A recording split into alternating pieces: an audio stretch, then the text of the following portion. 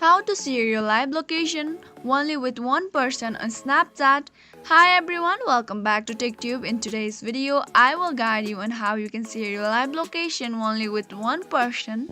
So to get started, first of all, go ahead and tap on your Snapchat application and then go ahead to your profile section. Once you do that, go ahead to that settings by tapping on that gear icon and tap on see my location. Now what you can do is you can see the option share my live location and you can also see the option quick share. You can simply tap on quick share or you can just tap on share my location. Once you do that, simply select the person you would like to share your location. Once it's done, go ahead and tap on save. Doing so will successfully help you share your live location only with one person on Snapchat.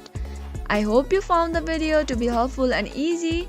If yes, go ahead and subscribe to our channel and also press the notification bell for more updates.